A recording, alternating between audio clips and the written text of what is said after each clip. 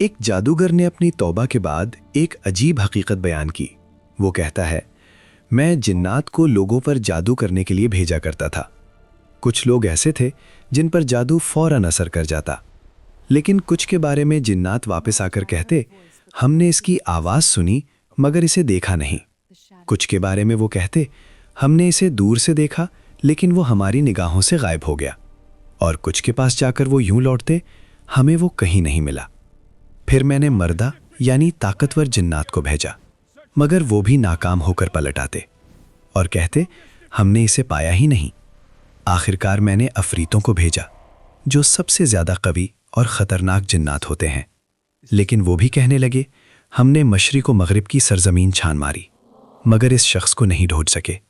میں حیران ہو کر کہتا، وہ تو اپنے گھر یا اپنی دکان پر ہے، پھر تمہیں کیوں نہیں ملا؟ تو وہ جواب دیتے، ہم وہاں گئے مگر وہ ہمیں نظر نہیں آیا۔ اصل راز کیا ہے؟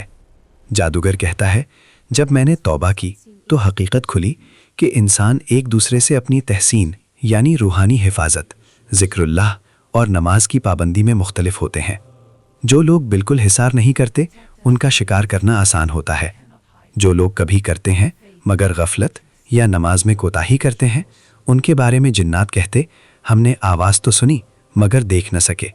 اور جو لوگ ہمیشہ ذکر و اذکار اور نماز کے حصار میں رہتے ہیں، ان کے متعلق جنات کہتے، ہم نے پوری زمین چھان ماری مگر اسے نہ ڈھونڈ سکے، یہاں تک کہ اگر وہ ان کے بیچ رہتے ہوں تب بھی انہیں دکھائی نہیں دیتے۔ قرآن شریف کی گواہی، اللہ تعالیٰ فرماتے ہیں، وَإِذَا قَرَأْتَ الْقُرْآنَ جَعَلْنَا بَيْنَكَ وَبَيْنَ الَّذِينَ لَا يُؤْمِنُونَ بِالْآخِرَةِ حِجَابًا مَسْتُورًا، بنی اسرائیل 45۔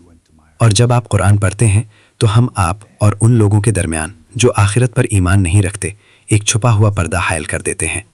اصل حفاظت تعویذ یا دنیاوی تدبیروں میں نہیں بلکہ اللہ کی یاد، قرآن کی تلاوت اور نماز کی پابندی میں ہے۔ جو اللہ کے ذکر میں جیتا ہے وہ شیطان اور اس کے لشکر کے لیے گویا غائب ہو جاتا ہے۔